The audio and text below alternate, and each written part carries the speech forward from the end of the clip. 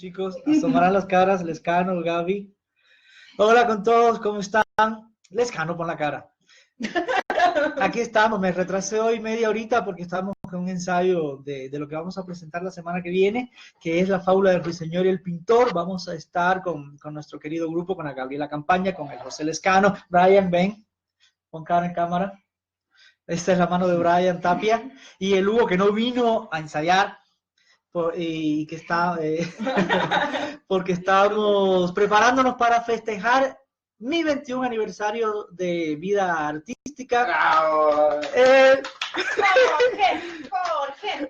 Sí, como ellos ven las sabatinas de Correa, que ya se pone gente enfrente para que le haga coro, entonces quisieron quedarse para hacerme coro a mí en la dominguina. Entonces, bueno, vamos a estar celebrando el fin de semana que viene, el viernes y el sábado, mi 21 aniversario de vida artística, el 55 de aniversario de Humberto Calaña, con una obra escrita por él, dirigida por mí, y el Día de la Cultura Cubana, pero con una obra ecuatoriana, no se asustarán. Entonces, bueno chicos, ya pueden irse, terminamos el ensayo, fue un gusto tenerles aquí, y yo voy a empezar a conversar con ustedes sobre dirección teatral. Mamita, voy a casa. Adiós. Que esta Brian le huye a la cámara. Vamos, fuera que la gente está esperando.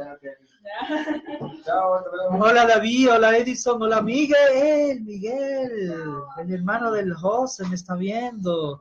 Robinson da Silva, José Luis Barba, Casilla desde México, qué bien. Ya, estoy perdiendo un poquito de tiempo porque sé que se va sumando más audiencia, y en la medida que se van sumando yo voy entrando más en materia.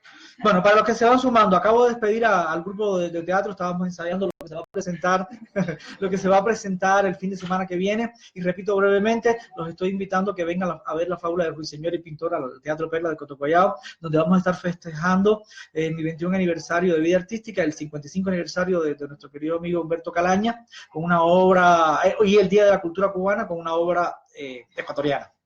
Entonces, hoy les prometí que íbamos a hablar un poco sobre dirección escénica. Esa gran incógnita que muchos queremos dirigir, y muchos nos atrevemos a hacerlo, pero a veces no tenemos suficientes conocimientos y el resultado lamentablemente es mediocre. Pero yo siempre digo que es mejor hacer algo, aunque esté mal, a no hacer nada. Está bien, yo aplaudo todos los intentos de dirección que se hacen, pero también les pido que en la medida que lo hagan, que lo practiquen, que se preparen. Yo una vez fui joven también, empecé en el teatro y me dieron la oportunidad de dirigir sin tener suficientes conocimientos y lo hice. Veo en retrospectiva ahora y veo todos los errores que se cometen. Todavía uno está viejo y sigue cometiendo errores o sigue haciendo las cosas mejorables. Pero porque en la dirección escénica yo creo que como en la medicina y como cualquier carrera nunca se termina de aprender. Hay un gran tema con la dirección escénica que es, bueno, también existe con casi todas las carreras de arte, y tiene que ver con esta gran dicotomía entre talento y formación, talento y técnica. El talento es una aptitud o actitud natural que tenemos las personas, o que tienen ciertas personas para ciertas cosas. Pero si el talento no lo desarrollas con conocimientos, entonces es nada. Y sobre todo la dirección teatral. Para uno dirigir tiene que armarse de una amplia cultura general. Tienes que saber de sociedad, de política, de la historia justamente del arte al que te estás dedicando, que es el arte de la actuación, porque cada cosa que tú presentas en escena, cada decisión consciente que tomas, tiene que significar algo, no puede ser casual. Ahora, ¿qué es lo que sucede con muchos directores? Está bien tener conocimientos, está muy bien tener conocimientos profundos de la materia. Pero cuando tú dejas que tu intelectualidad se ponga por encima del arte, entonces todo se llena de conceptos. Todo se llena de conceptos que muchas veces el público no logra entender. Entonces también hay que intentar simplificar. Y ahí es donde entra la labor del artista. Por tanto, un director debe ser medida debe ser una persona que tiene muchos conocimientos sobre muchas cosas, pero a la vez debe ser un artista que sepa deslindar o sepa barrer la hojarasca. ¿Qué es la hojarasca? El exceso de conocimiento, el exceso de concepto. Ajá, porque la gente, el público común que te va a ir a ver, necesita entender la historia que tú estás tratando de contar. Si tú estás trabajando para otros intelectuales, si tú estás trabajando exclusivamente para otros artistas, estás condenado al fracaso. Porque lamentablemente el ego del artista es demasiado grande. El ego de la mayoría de los artistas es demasiado grande como para aceptar como bueno el trabajo del resto de los artistas. Entonces tus compañeros te van a ir a ver, pero van a hacer el ejercicio de la crítica cuando se vayan. Y van a ir más que a disfrutar, a criticar. Y nunca tu trabajo va a ser suficientemente bueno para ello. Esto yo lo tengo comprobado. Igual me gusta invitar a mis compañeros que vayan, que lo vean, y me gusta ir a ver sus trabajos y todo. Y trato de dejar de ser artista y director y trato de hacer público y ver sus obras como cuando tenía 20 años y plenamente las disfrutaba. Pero en realidad, particularmente mi trabajo es para la gente común, por utilizar un término entendible, para aquel que paga su entrada porque dice, hoy voy a ver teatro, mañana dice, hoy voy al cine, pasado dice, voy a una cafetería, pasado dice, me voy de farra, pero hoy voy a ver al teatro, hoy voy a ir a ver teatro, y me escogieron a mí para ver una obra de teatro, ¿no? Entonces, mi trabajo va dirigido a ellos, y ellos se tienen que ir del teatro satisfechos, o por lo menos habiendo entendido, puede que le guste la historia, que no le guste, pero tienen que haber entendido lo que yo traté de transmitirles. Entonces, vamos a entrar en lo que es la definición de dirección escénica. ¿Qué es dirección escénica? Por ahí tenía mi librito de apoyo. ¿Dónde está mi libro? Un momentito, no se me vaya.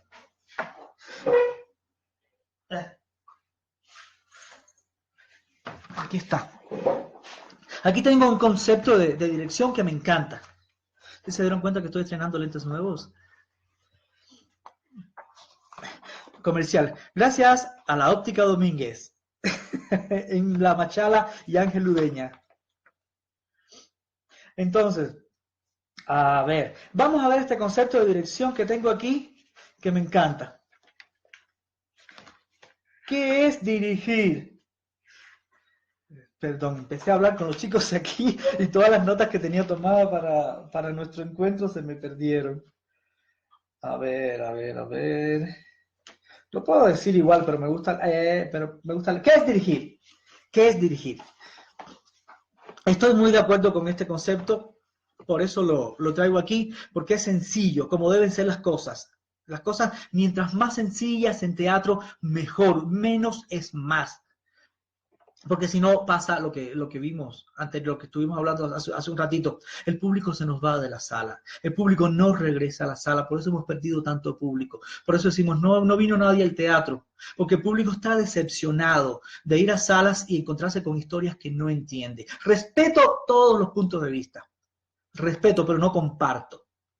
Las obras con exceso de intelectualización alejan al público de la sala. Nos ponen en un sitial muy alto. Sí, qué buen artista, qué inteligente, qué obras más inteligentes que hace. Qué complejo de entender. ¿Qué habrá querido decir con esta imagen, con esta frase? Pero al final redunda en que se nos va el público de la sala. Vamos a leer este concepto de dirección que tengo acá. Dirigir no es más que contar una historia. Ajá, pero esta historia tiene un apellido. Contar una historia interesante. No puede ser cualquier historia. En forma de acción dramática. ¿Por qué de acción dramática? Porque yo no puedo contar una historia tal cual la vivimos. Ajá. Pues la acción dramática es la que lleva un conflicto. Lleva protagónicos, antagónicos, fuerzas que se enfrentan en un conflicto, y ese conflicto debe resolverse o no en función del protagonista, si es una comedia, si en función del antagonista, si es una tragedia, o el protagonista debe perder porque se enfrenta a eso. Hablamos ya de las características de los géneros, ¿no es cierto? Entonces, repito, dirigir no es más que contar una historia interesante en forma de acción dramática, lo más claramente posible. ¿A quién? A un público determinado. Entonces, ¿qué es dirigir? Contar una historia que sea interesante, pero esa historia hay que contarla en forma de acción dramática, no puede ser contada de cualquier manera, ¿no es cierto? Y de la forma más clara posible a un público determinado. Lo voy a repetir y lo voy a leer esta vez para no interrumpirme a mí mismo con mis propios comentarios. Dirigir no es más que contar una historia interesante en forma de acción dramática lo más claramente posible a un público determinado. ¿Qué pasa con dirigir? que no basta con el talento, como habíamos empezado a conversar, se necesita tener conocimientos. Hablamos ya de tener conocimientos generales, de historia del teatro, de historia del arte, de historia de la literatura, de la sociedad que nos rodea, de lo que está pasando en el mundo, de la realidad social y política que estamos viviendo. Pero sí, todos esos conocimientos tú los tienes que aplicar, pero si no tienes la técnica, no tienes nada. ¿Qué es la técnica? Hay dos grandes campos a la hora de tomar decisiones de dirección. Lo primero es de lo que hemos venido hablando hace algunos cuantos encuentros.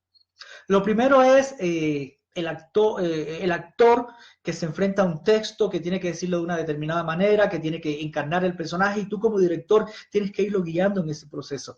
Esa es la parte, digamos, el condumio, la médula. Porque un director sin actores no es nada, ¿no es cierto? Entonces, esa parte que depende del talento, de la preparación del actor al cual tú vas guiando, es una parte muy, muy importante, pero no es de la que voy a hablar ahora. No es de la que quiero hablarle. Porque la parte que me interesa es la parte mecánica, la parte técnica, la parte que sí se tiene que aprender y se tiene que estudiar. Que son los elementos mecánicos de la puesta en escena. ¿Han oído hablar de los elementos mecánicos de la puesta en escena? Tal vez no con este nombre, pero son 4 fundamentalmente. Que son la composición, el énfasis, las acciones físicas y los desplazamientos. Para eso se necesita un director. Porque el actor en escena no se ve a sí mismo. Y luego el público sale resentido porque las cosas no fluyeron de la manera más adecuada. Estamos hablando de dirección clásica, ya obviamente con los tiempos modernos, con la posmodernidad, muchas de estas cosas se han ido cayendo en desuso, pero yo me aferro a esos conceptos porque uno tiene que conocer la técnica para poder después deshacerla. Dalí, que era un gran, pues no, que Dalí ni que Dalí, Picasso, que era un gran pintor abstracto, cubista, lo que nos mostraba en sus cuadros era una realidad distorsionada, pero él tuvo una época en la que pintó académicamente. Entonces, uno para poder deshacerse de la academia tiene que conocer la academia. Entonces, vamos a hablar de los elementos mecánicos de la puesta en escena, pero antes no quiero seguir avanzando. Espérate un segundito. Hugo, estoy en plena dominguina. Hablamos en un ratito, ¿sí? Cuando termine. Un abrazo. Entonces, hablamos vamos a hablar un poquitito antes de meternos en esa materia oscura. Vamos a hablar un poquito de la historia de la dirección escénica. La dirección escénica como profesión o como necesidad empezó a surgir a mediados del siglo XIX, 1800 y tanto. Antes no existía tal cosa. Era un grupo que se autoorganizaba y durante mucho tiempo, me imagino que a partir del clasicismo francés o algo así, existían solo los grandes actores, también y actrices, conocidos como primadonas,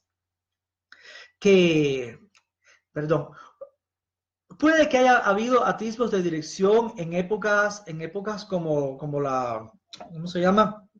Como la época isabelina, con autores que también eran directores y actores como Shakespeare, que él tenía un conocimiento global de lo que quería hacer, actuaba en sus propias obras, las dirigía, tenía su teatro, pero a la final todo se trataba de cosas muy caóticas que sucedían en escena, muchas veces sin que hubieran normas, reglas que normaran o que reglamentaran, valga la redundancia, lo que estaba sucediendo. Pero posterior a eso todo se fue deteriorando.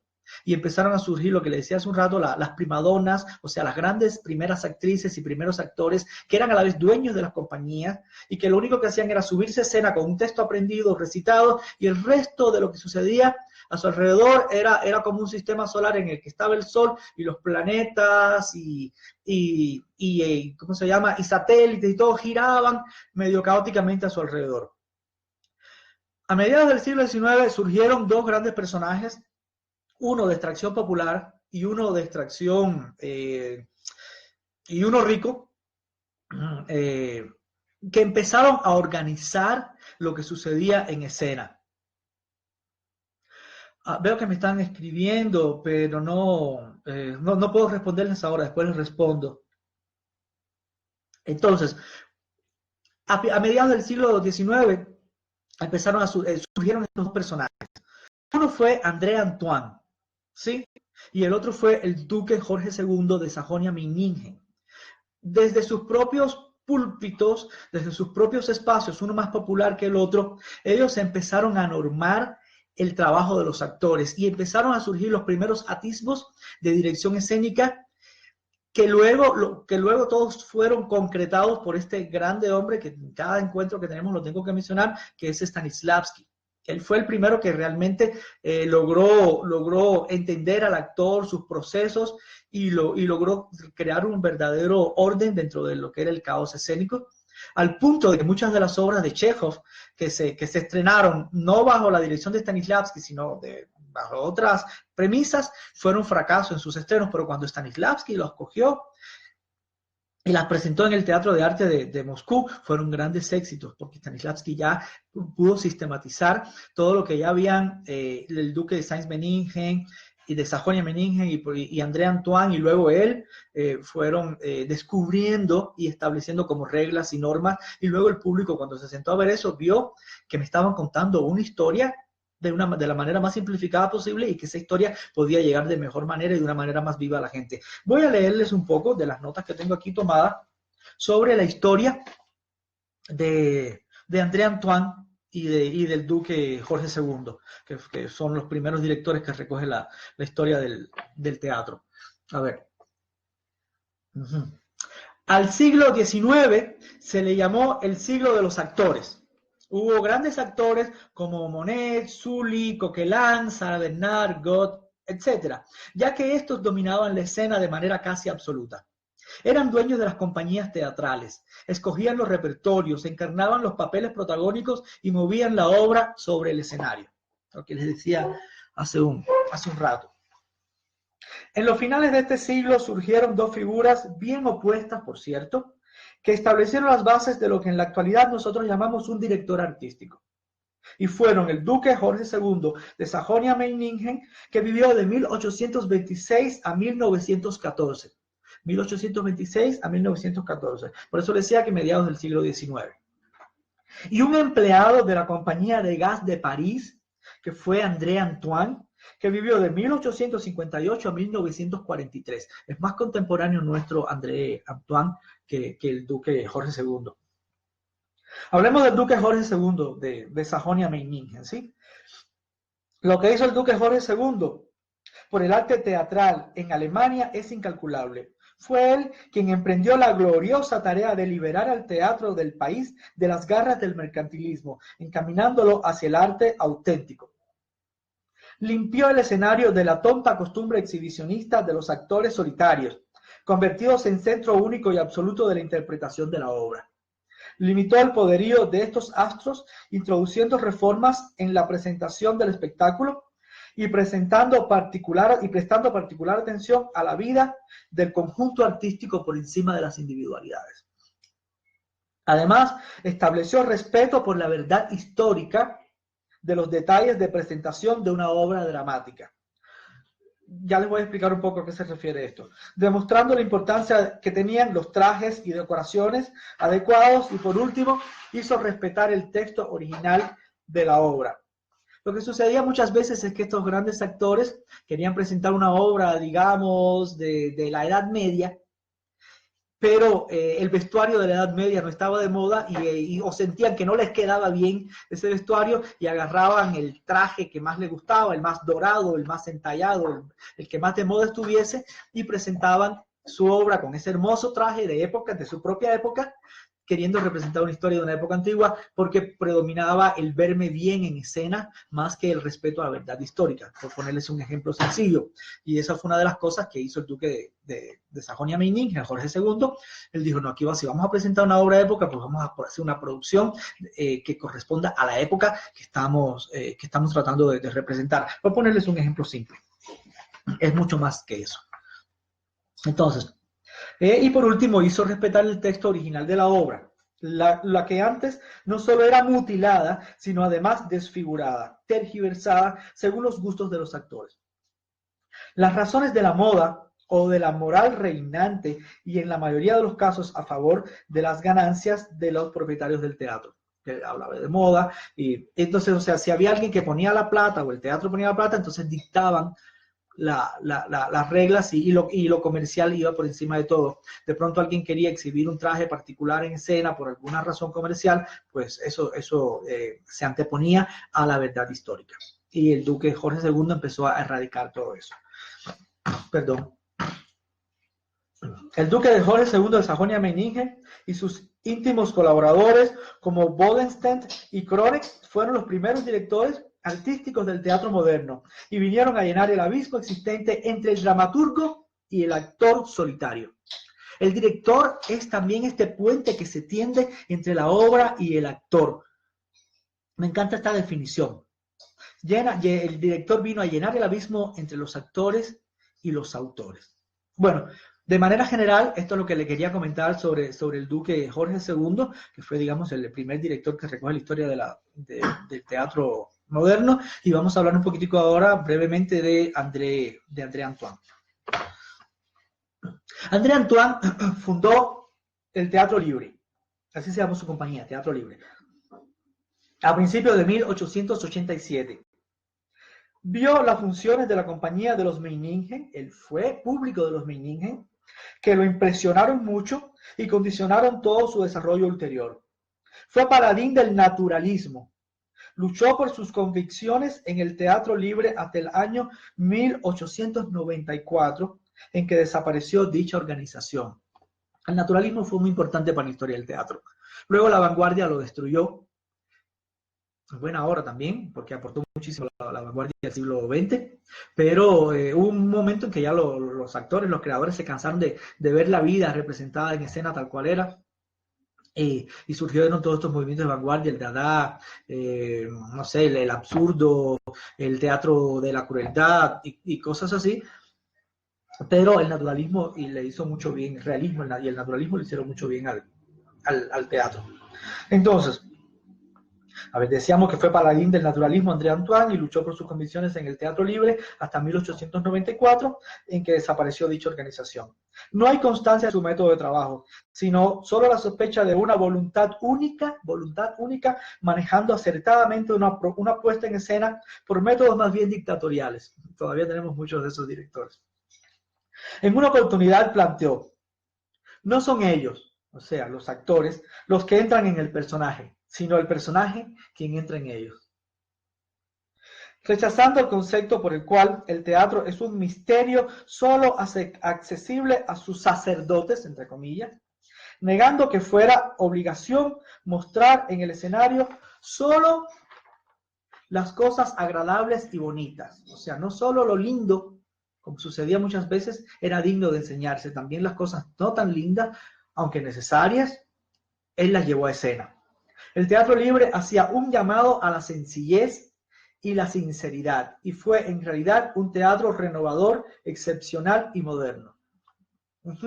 Y le dedicamos un parrafillo a Stanislavski, que fue finalmente, como les decía, quien vino a unificar o a sistematizar todo el trabajo previo que vinieron haciendo durante décadas el duque Jorge II y luego André Antoine. Pero no es en realidad hasta que Stanislavski y Nemirovich Danchenko fundan el Teatro Artístico de Moscú el 21 de julio de 1897 que las funciones del director artístico adquieren su verdadera importancia y se expanden por todo el mundo tal y como las conocemos hoy. O sea, lo que somos hoy los directores se lo debemos a estas tres personas, pero fundamentalmente a Stanislavski. ¿Qué tiempo llevamos? 23 minutos. Estoy hablando un poco rápido porque quiero abarcar unas cuantas cosas y tampoco me quiero demorar demasiado. Me pregunta Alfredo Zúñiga, ¿y las transiciones dónde entran? Alfredo, explícate un poquito más para poderte responder. No entiendo la pregunta, perdón. Entonces, repetimos un poquito otra vez el concepto de dirección para los que se han incorporado posteriormente. ¿Qué es dirigir? Es contar una historia interesante en forma de acción dramática, lo más claramente posible a un público determinado. Para ello, además del talento actoral que nosotros vamos a encauzar, necesitamos 4 elementos que son fundamentales, actores y directores. Sin ellos, la puesta en escena es caótica.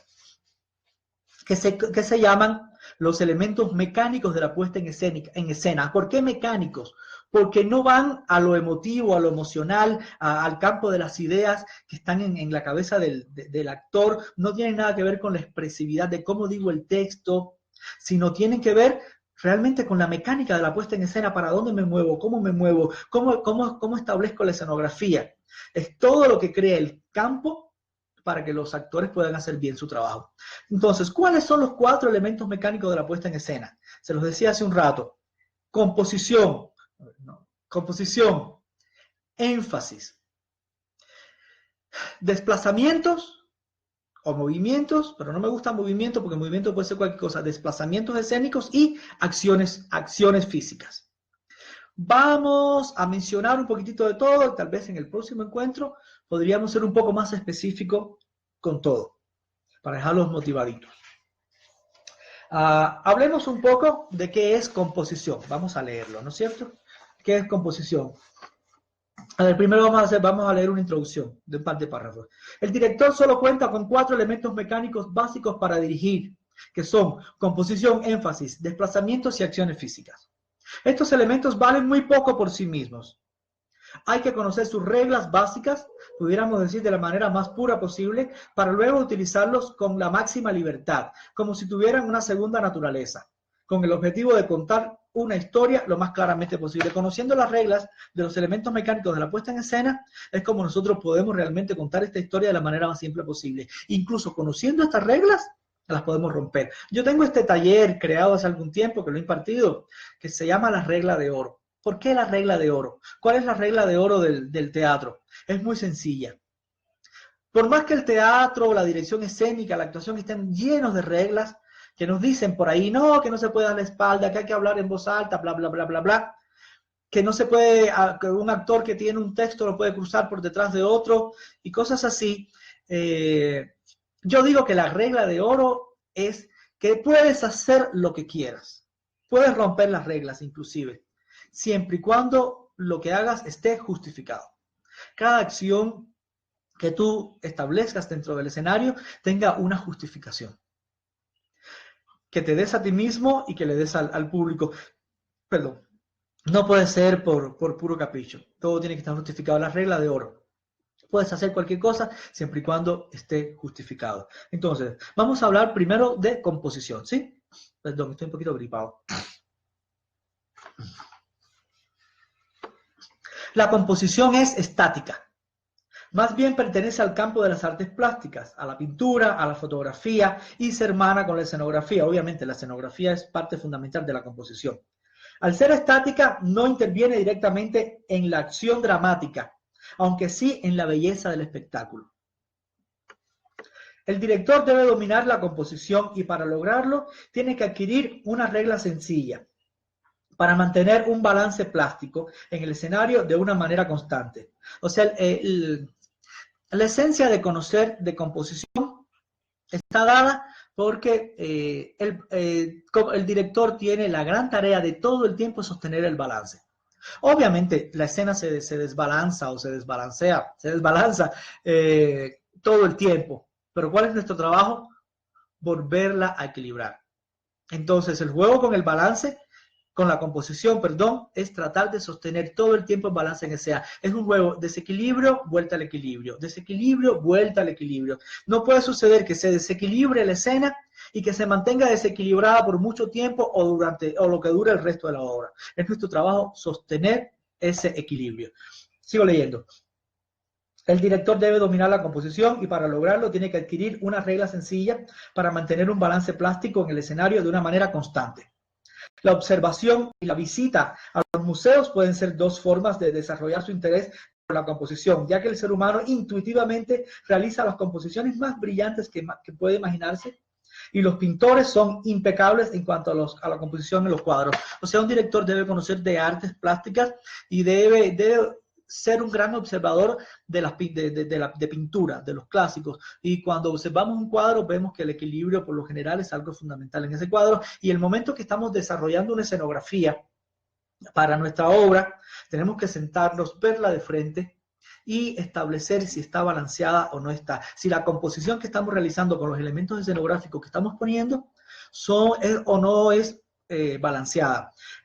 Sucede, ¿qué pasa después? Bueno, yo tengo una escenografía bien balanceada, yo la miro y veo que hay pesos similares a ambos lados de la línea media imaginaria que establezco en el escenario, pero luego entran los actores a escena.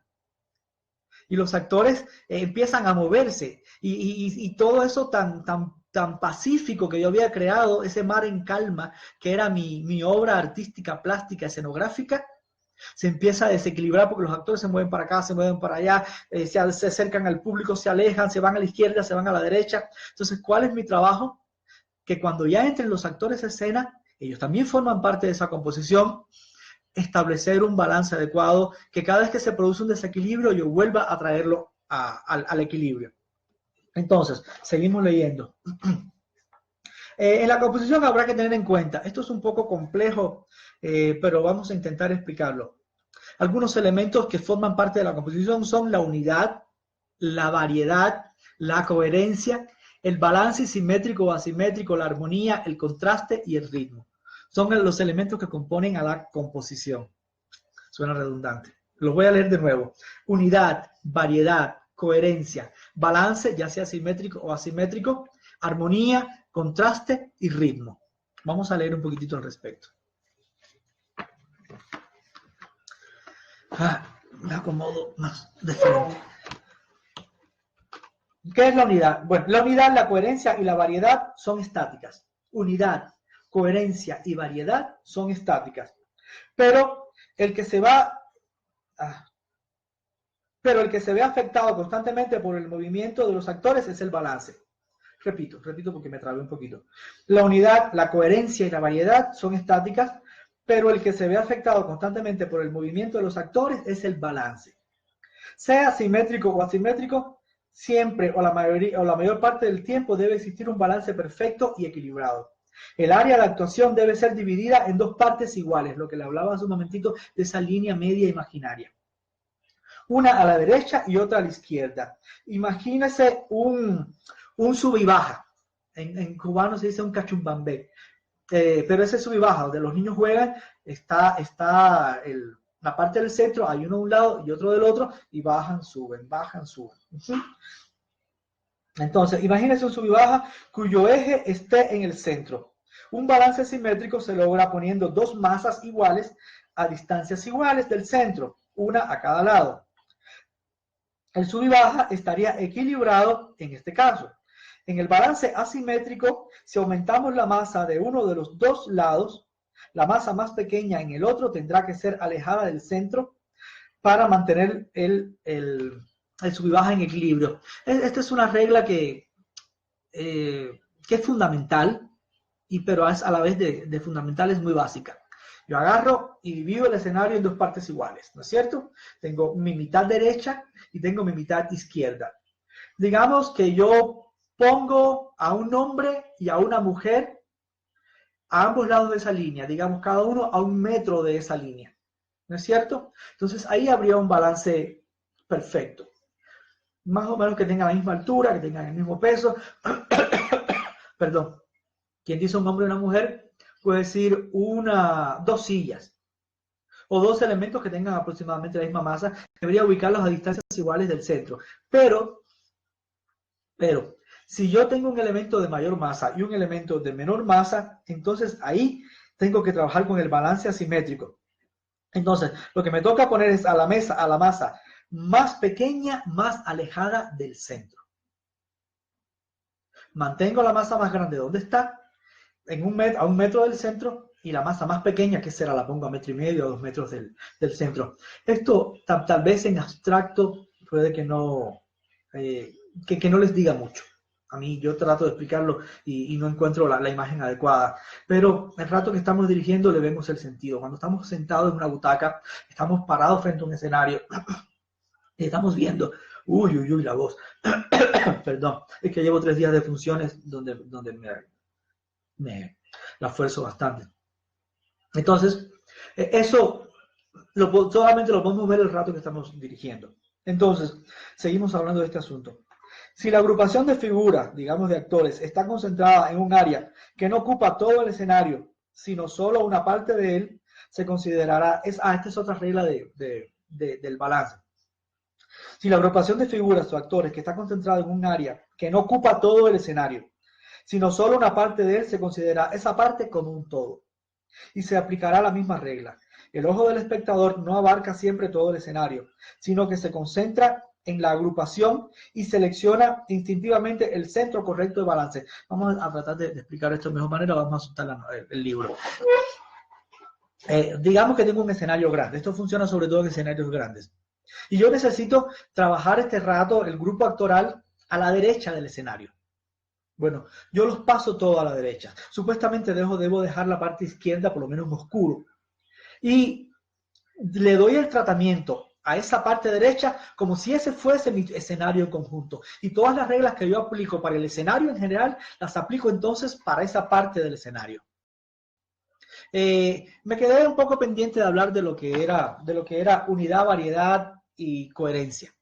No está explicado aquí, pero les quiero explicar brevemente qué es unidad, variedad y coherencia dentro de lo que es composición. Yo sé que esto puede ser un poco aburrido y no voy a entrar en grandes profundizaciones. Quiero despertar el interés en ustedes en estos conocimientos de dirección. ¿Qué es la unidad? Y lo voy a ejemplificar de la manera más sencilla posible. Yo estoy haciendo, digamos, una obra de época, una obra de principios del siglo. Ajá. Entonces, todos los elementos que yo voy a seleccionar deben ser de principios del siglo o anteriores a ellos. Yo no puedo, por ejemplo, coger una mesa de estilo Luis XV y ponerle una radio plástica, porque a principios del siglo todavía no se utilizaba el plástico para trabajar. O sea, para hacer nada. El plástico se vino a utilizar mucho después.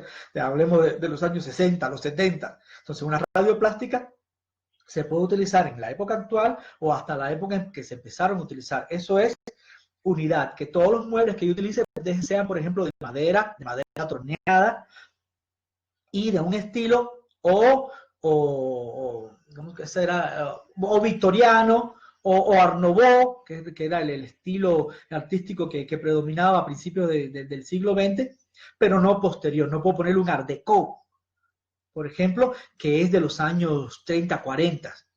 Entonces, eso es unidad. ¿Qué es variedad? Porque podría ser como medio conflictivo. Unidad es una cosa, variedad es otra. Bueno, dentro de la unidad debe haber variedad. Porque digamos que yo agarro y lo hago todo color café.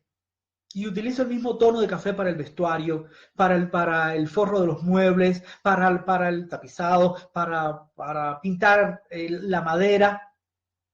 Entonces, ¿qué es lo que sucede escénicamente desde el punto de vista de la composición, desde el punto de vista plástico? Que hay monotonía. Entonces, bueno, si yo quiero que la obra se vaya en ocres, en sepias, pues yo hago una variedad dentro de esos tonos, unos más claros, unos más oscuros.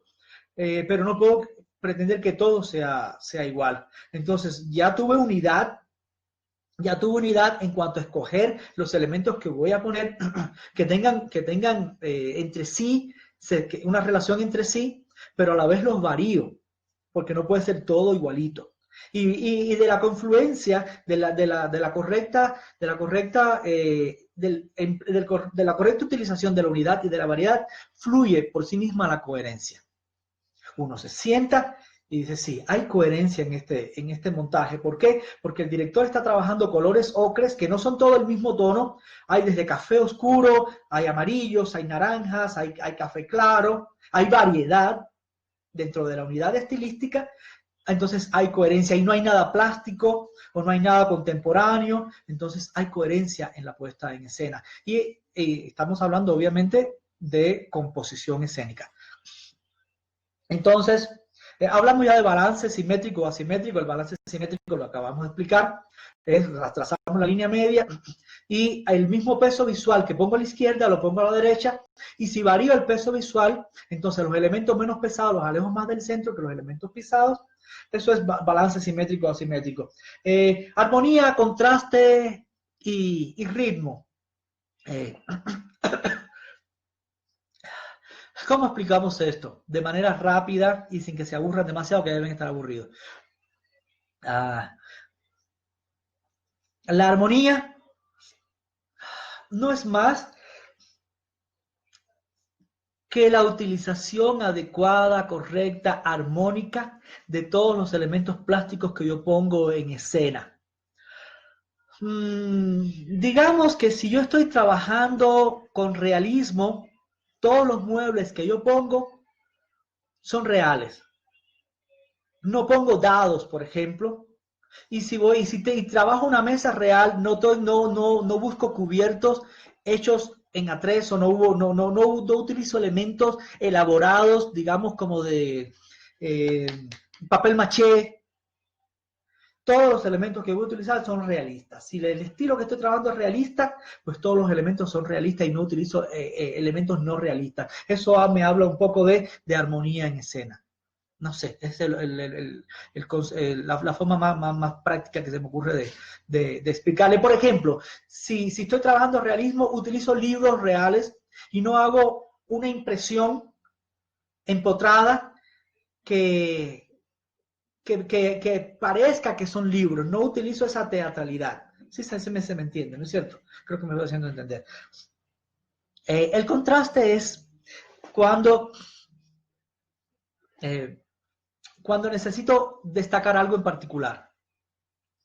Cuando necesito destacar algo en particular y digamos que estoy utilizando todos estos colores sepia, ocres, pero yo necesito que un personaje resalte o que un elemento en particular resalte. Entonces ahí nos toca aprender un poquitito de teoría del color, cuáles son los elementos, qué color contrasta al otro. Entonces si estoy trabajando en tonos azules, pues el otro debería, si estoy trabajando en estos tonos ocres que están sobre el café, el amarillo, pues el otro lado sería en tonos azules.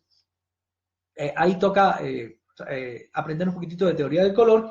Y ritmo. ¿Qué es ritmo? Es la correcta ubicación de los elementos en escena. Que la vista, cuando el espectador esté pasando la vista por el escenario, nada me lo impida. Por ejemplo, si voy a utilizar elementos altos, intentar nunca poner esos elementos altos en el frente del escenario, en las áreas cercanas al público, porque luego esos elementos altos, ¿qué va a suceder? Que me van a impedir la vista del otro lado. Entonces, el ritmo que yo utilizaría es ascendente. Los elementos más bajos los pongo más adelante, los elementos más altos los pongo más al fondo. No sé cómo voy a dar la función de hoy. Lo mismo pasa de los costados, de los laterales al centro. Los elementos más bajos van al costado, los elementos más altos van hacia el centro.